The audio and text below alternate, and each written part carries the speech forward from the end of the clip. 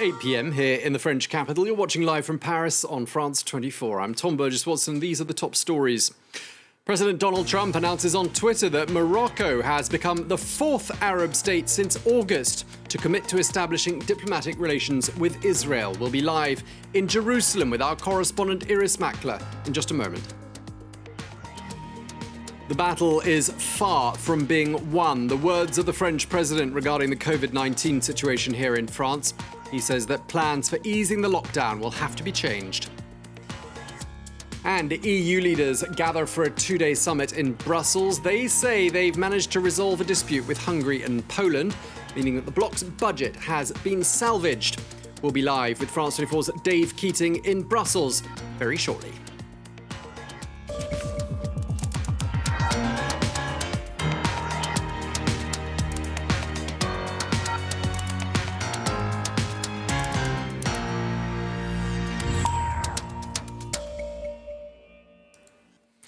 Welcome back. We begin with some news just into us. It's been confirmed by both Morocco and Israel that the two countries will resume diplomatic relations. It's been reported that this announcement followed a telephone call between the US President Donald Trump and the Moroccan King, Mohammed VI. Well, after the United Arab Emirates, Bahrain and Sudan, Morocco is the fourth Arab nation since August to commit to establishing diplomatic relations with Israel. The Israeli Prime Minister Benjamin Netanyahu called the agreement historic. This is the foundation on which we can now build this peace. We'll resume liaison offices quickly between Israel and Morocco and work as rapidly as possible to establish full diplomatic relations. We'll also institute direct flights between Morocco and Israel and Morocco, giving this bridge of peace an even more solid foundation. This will be a very warm peace. Peace has never, the light of peace on this Hanukkah day has never shone brighter than today in the Middle East. The Israeli Prime Minister speaking there. However, Hamas, the Islamist group that controls the Gaza Strip, described the normalization of ties as, and I quote, a political sin. Well, for more, we can speak to France 24's Iris Makler, who joins us from Jerusalem. Iris, how was this deal reached, and did it come as a bit of a surprise?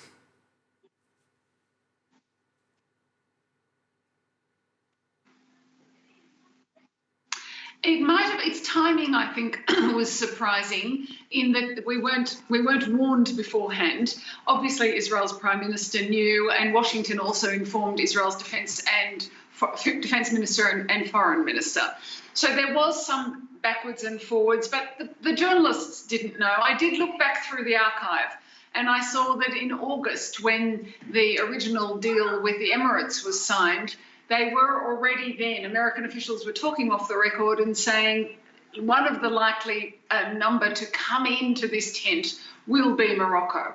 So that was a warning. And I looked back even further. In February, Israel's Prime Minister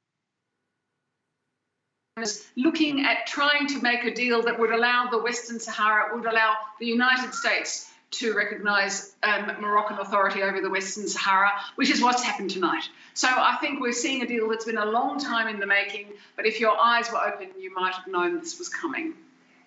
And Iris, is it fair to say that ties between Rabat and Israel were actually quite good anyway?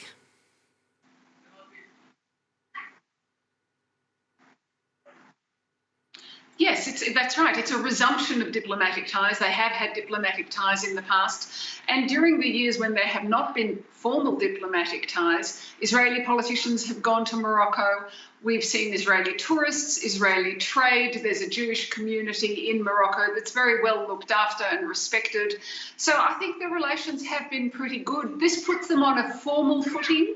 It may be something that they were looking to do or looking for a reason to do. It isn't something that's difficult for Morocco to do in the way perhaps that it would be for Saudi Arabia because of the past relationship between the two.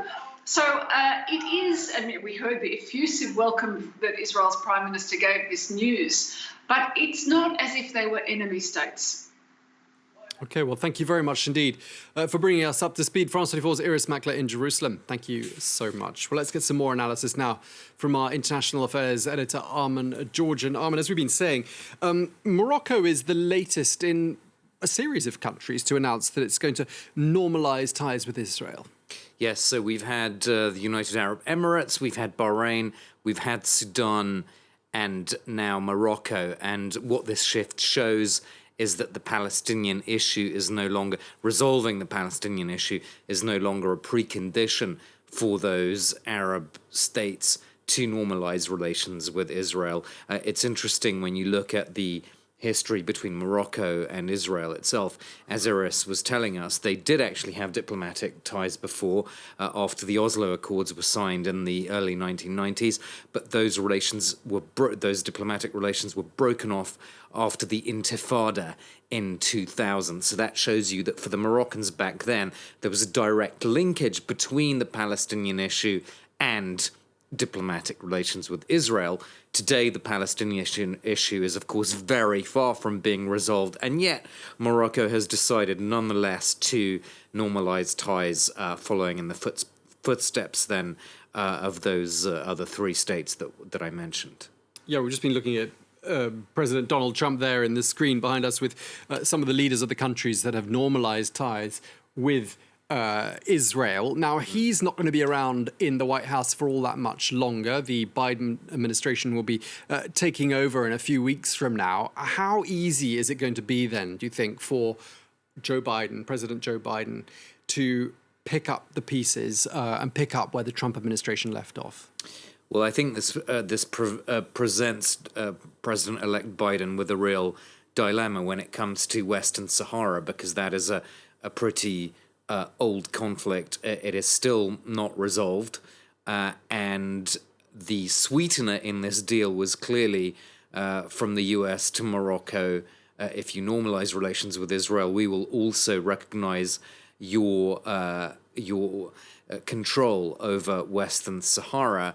That is not something to be taken lightly, because the US now becomes the only Western country to recognize Moroccan control in Western Sahara.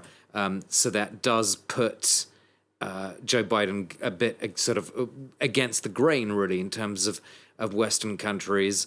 It means that, in a sense, the US has taken a position very clearly on Western Sahara, instead of letting it being negotiated through the UN or in some other way. It also potentially complicates relations between the US and Algeria, because the Western Sahara issue has been a real thorn in the side of relations between Morocco and Algeria. Algeria, in spite of everything, is still an important security partner for the United States. So this creates a bit of a conundrum in that whole triangle of the US, Algeria, and Morocco. And we don't know whether Joe Biden, how he's going to, he says he wants to pursue these Abrahamic Accords. He's not going to reverse the policy. He's going to keep that he's not going to undo that normalization between Israel and Arab states. So what does he do with this latest deal then? Does he undo it because it prejudges the final negotiations on Western Sahara? If he did that, then obviously it would create a real problem in terms of his relations with Israel, which is not something he wants to start his presidency off. But if he doesn't do anything, if he accepts it, then he's obviously accepting Donald Trump's fait accompli on Western Sahara, which really complicates Joe Biden's diplomatic position when it comes to future negotiations on Western Sahara. Okay, well, thank you very much indeed for helping us to make sense of all of that. We'll, of course, be keeping a very close eye on developments. We'll be speaking to a number of guests throughout the course of the evening. Meanwhile, thank you very much indeed, our International Affairs editor, Armen Georgian. We've just received the latest numbers from the French health authorities for the numbers of COVID-19 patients. There have been 13,750 new infections in the last 24 hours.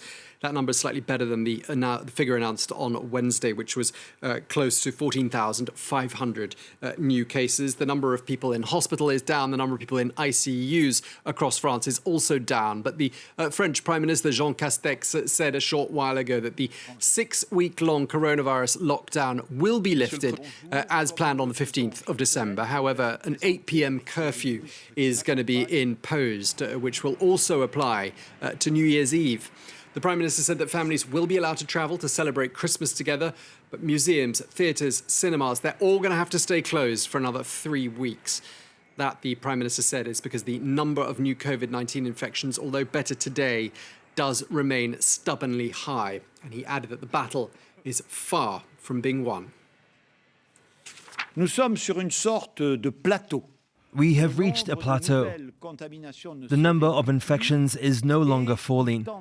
In fact, it has been going up slightly for the last few days. Nous ne serons pas le 15 décembre. We won't have reached our goal of under 5,000 daily infections by the 15th of December. Comme nous l'avions annoncé, As announced, we will still move to a new phase, but the rules will be stricter than we'd originally planned. The French Prime Minister Jean Castex speaking there. Well, the French health authorities also saying they expect the number of people seeking COVID-19 tests will increase significantly in the lead up to Christmas. According to one survey, 1 in 4 people intend to get tested before they go to see their families for the Christmas holidays. France 24's Sharon Gaffney has more. Back-to-back antigen tests are being carried out by nurses at this temporary clinic in a town hall in the south of France. J'ai quand même mes filles qui vont venir me rendre visite à Noël. Alors donc, quand même, il ne faudrait pas que je l'ai attrapé, que je le leur donne. This woman had her result within 20 minutes. Négatif. Je suis ravie. There was also good news for this patient who says she'll be retested before the holidays if necessary. Nous allons nous faire retester avant Noël. Je le dirai à on viendra avec mon mari et on en parlera à notre fille et notre petit-fils. Il n'y a aucun souci. Il faut se contrôler régulièrement. More than 1 in 4 people in France plan to get tested for COVID-19 before Christmas, so pharmacists are stocking up on testing kits. Depuis le début de la semaine, où on nous dit est-ce qu'on pourra venir le 24 à 5, 6. Donc c'est au moins la 3e fois qu'on me demande depuis ce matin. Donc je m'attends à ce qu'on m'appelle encore plus pour prendre rendez-vous pour le 24, même si c'est sans rendez-vous, les gens veulent être rassurés. Rapid antigen tests are less reliable than the more commonly used PCR tests. The most accurate results are provided by labs, but the waiting times are longer. On aura peut-être du mal à répondre à cette demande qui va être importante sur un temps réduit, puisqu'on envisage que ça soit, en tout cas c'est ce qui est demandé par l'ARS, sur les jours précédents Noël ou sur les jours précédents le 1er janvier. In a bid to meet that demand, the number of staff working in labs like this one will be doubled over the holiday period. Now, the American health authorities did warn that there would be a spike in COVID-19 deaths when millions of people ignored warnings and travelled around the country for the Thanksgiving holiday last month. Well, that spike has now arrived. More than 3,000 COVID-19 deaths have been reported for the last 24 hours. That's the highest daily toll since April, and it represents a higher death toll than 9/11. Well, the number of COVID patients in the US hospitals has now hit 106,000.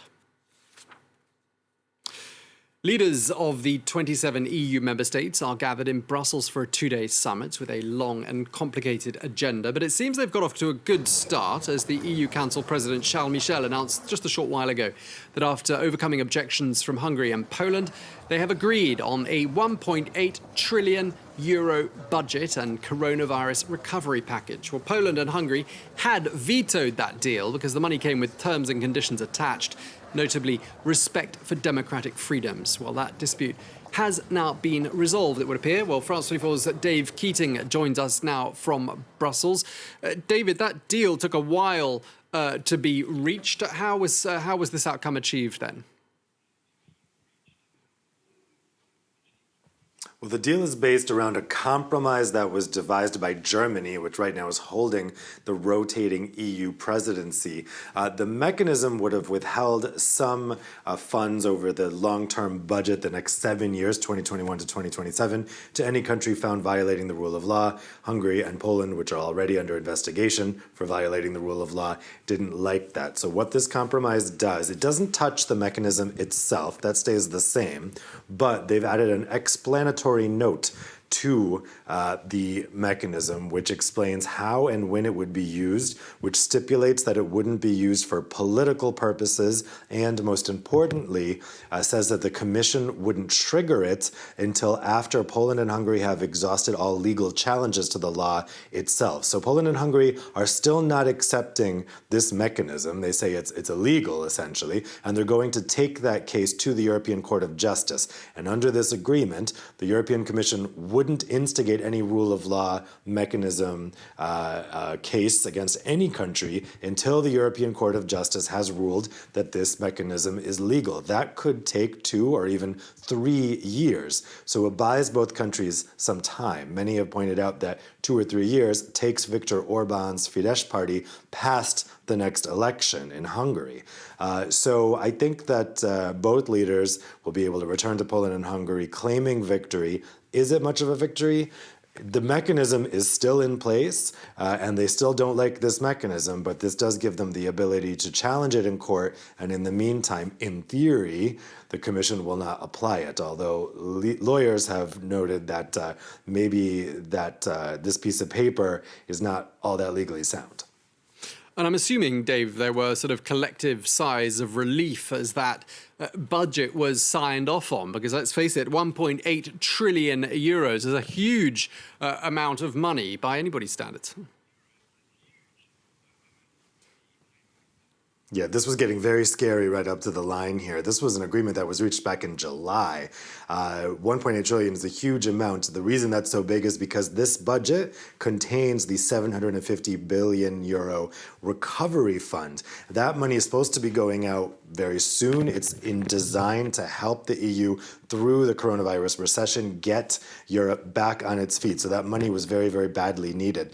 The prospect of Poland and Hungary vetoing the budget and that money not going out scared people so much that if they didn't come to an agreement today, the next step was to remove that COVID recovery fund out of the budget and approve it through a separate process in which they could exclude Poland and Hungary. So only pass it with 25 of the 27 member states, then Poland and Hungary wouldn't get any of this recovery money. That would have been hugely legally complicated and started the EU down a very dangerous path. So people are very, very relieved that they didn't have to use that nuclear option. That being said, this agreement still must be approved by the European Parliament, and they are not happy that this rule of law mechanism that they fought so hard to get agreed is possibly getting picked apart. So I think a lot of assurances are going to have to be given by President von der Leyen from the Commission and by German Chancellor Merkel to members of the European Parliament to say, look, your mechanism is still intact. This is just an additional explanatory memorandum in addition to it. We'll see if the European Parliament approves it. I have a feeling they will, and that means this new budget is going to be ready on January 1st, as expected. OK, thank you very much indeed for that update. France 24's Dave Keating in Brussels. Thank you so much. The Turkish President Recep Tayyip Erdogan was guest of honour today at a military parade in Azerbaijan to celebrate the country retaking control over large parts of Nagorno-Karabakh and the surrounding area. Well, 6 weeks of fierce fighting with Armenian forces came to an end in November with a peace deal brokered by Russia. Well, Turkey played a key role in that conflict, and the Azerbaijani president Ilham Aliyev showered his Turkish guest with praise. One after the other, the Azerbaijani army showcased weapons captured from the Armenian side during a 6-week-long war over the disputed region of Nagorno-Karabakh. It was a parade to send one clear message to opponents. This was a glorious victory over their enemies. But Azerbaijan did not celebrate their win alone. President Aliyev was joined by his Turkish counterpart and close ally, President Recep Tayyip Erdogan. The political and spiritual support of Turkey really inspired every citizen of Azerbaijan. And today, together, we participate in this victory parade and demonstrate our brotherhood to our people and the whole world. Turkey has trained and armed the Azerbaijani military with drones. Armenia accuses Erdogan of sending mercenaries from Syria to lend the Azerbaijani army a hand in the conflict, an allegation Ankara and Baku have both denied. The deadly war has left more than 5,000 dead. While the fighting has ended, the political status of Nagorno-Karabakh remains in limbo. But for Erdogan, the region's position is all too clear. Karabakh is Azerbaijan. Karabakh is now reunited with its motherland. It happened thanks to you, Azerbaijani soldiers. Congratulations. I kiss the hands of the mothers who raised you and sent you to the front line. The displays of pomp and pageantry will no doubt infuriate the Armenian side, who are still reeling from a defeat that saw them give up control over districts in Karabakh. This is part of a peace deal brokered by Moscow to end fighting over the enclave. Now, there was high drama in a remote corner of Texas on Wednesday evening when SpaceX launched its brand new Starship rocket. Well, the unmanned test flight went well to begin with, but 6 minutes and 42 seconds later, it came to an end with a fireball and a crash landing. Well, the SpaceX boss Elon Musk played down any talk of failure and says that his goal of transporting people to Mars will still be a reality in as little as 6 years. France 24's Duke Arroyo tells us more. 2, 1... All went well until the last moment. After lifting off from Cameron County in Texas, SpaceX's Starship prototype travelled upwards for a few minutes, flipped sideways and descended as planned, but went up in flame as it touched down. Despite the disastrous ending, Elon Musk was upbeat. Explaining that a lack of fuel tank pressure was to blame, he congratulated his team for the 6 minutes 42 seconds test flight, saying it provided all necessary data. "Mars, here we come," he tweeted. After becoming the first private company to send humans to the International Space Station, Musk's firm aims to use Starship, its next-generation reusable launch vehicle, to take people to the Moon, then to Mars in a few years' time. Earth-Mars synchronization occurs roughly every 26 months. So we had one this year, this summer, and so that means in roughly about 2 years there'll be another one, and then 2 years after that. So I'd say if you say 6 years from now, I think highly confident. If we get lucky, maybe 4 years. The complete Starship vehicle, when combined with the super heavy first stage booster, will stand 120 meters tall and could carry more than 100 tons of crew and cargo to Earth's orbit. The project received funding from NASA, alongside rivals like Jeff Bezos' Blue Origin, to try and develop affordable space travel. The first tourist scheduled to fly in Starship, Japanese billionaire Yusaku Maezawa, who's training to travel to the Moon in 2023.